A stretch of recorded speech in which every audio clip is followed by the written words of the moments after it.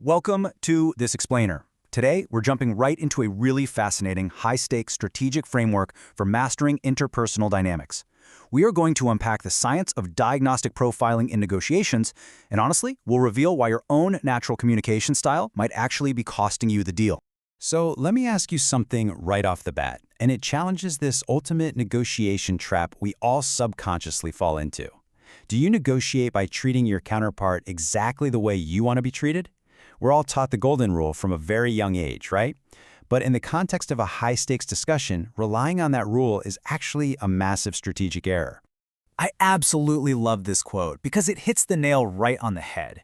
Getting what you want requires deep self-awareness and the absolute ability to move way beyond your own personal communication preferences.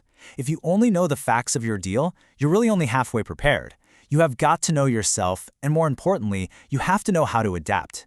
Here is exactly how we're going to break this down today. First, the ultimate negotiation trap. Then we'll look at Profile 1, the analyst, Profile 2, the accommodator, and Profile 3, the assertive. Finally, we'll wrap it up with mastering interpersonal dynamics.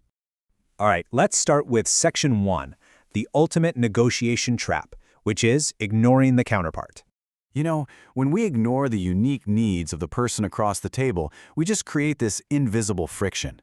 According to G. Richard Schell's research, negotiators actually split pretty evenly, 33% each into what's called the identity hub. You've got analysts, accommodators, and assertives. And honestly, if you don't know which of these three you're dealing with, you are basically negotiating blindfolded. So let's move right into Section 2 and look at Profile 1, the analyst. If you want to win over an analyst, you really have to understand how their brain works. These folks are completely 100% driven by logic and careful calculation. Emotion? Yeah, that doesn't sway them at all. Actually, if you try to make an emotional appeal, they'll probably just pull away from you. They are looking for objective facts, solid data, and a totally rational path from point A to point B. Think of your stereotypical engineer or accountant. They want the math, not the magic. So, to work with them, keep these research traits in mind. First up, keep everything predictable. They absolutely hate surprises. Second, be incredibly methodical when you present your case. But listen, the most crucial takeaway here is this last point. Analysts use silence as thinking time. If they go quiet, do not interrupt them. Give them that space. If you get nervous and just start babbling to fill the void, you're going to destroy whatever trust you've built. Moving on to Section 3, we have Profile 2, the accommodator. Now, this group requires a totally different tactical approach. For the accommodator, their core driver isn't raw data or cold facts. Instead, it's all about establishing social harmony. They prioritize the relationship above pretty much everything else, especially avoiding conflict. They really need to feel a connection with you before they even think about agreeing to a deal. Because they are so relationship-driven, keeping the conversation flowing smoothly is way more important than just aggressively pushing for the bottom line. It's a huge contrast to the analyst, right? While the analyst needs that dead silence to process things, the accommodator is looking for a continuous, warm flow of communication. If you suddenly go completely silent on an accommodator, they might actually think something is wrong, like the social harmony is broken. You really have to nurture that relationship to advance the deal. All right, Section 4 brings us to Profile 3, the assertive. Listen, if you try that long, slow relationship-building stuff with this group, you are going to lose them instantly. For the assertive, time is literally money. Picture your classic hard-charging CEO. Their entire focus is always on efficiency, maintaining control of the situation, and getting tangible, immediate results.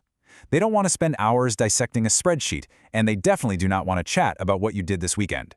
So how do you win them over? Well, the source material gives us a very specific tactical rule here.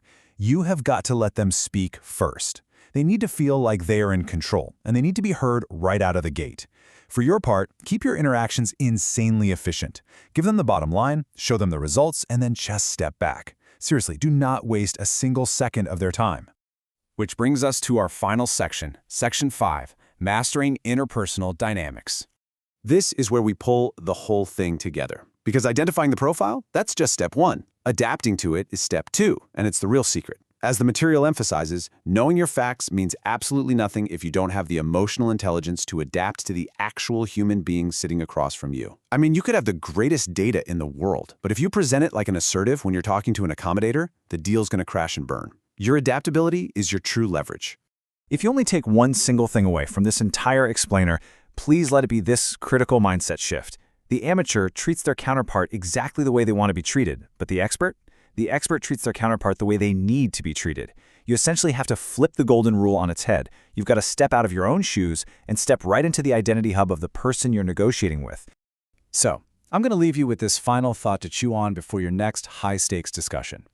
Knowing this triad, how are you going to adapt your own communication style?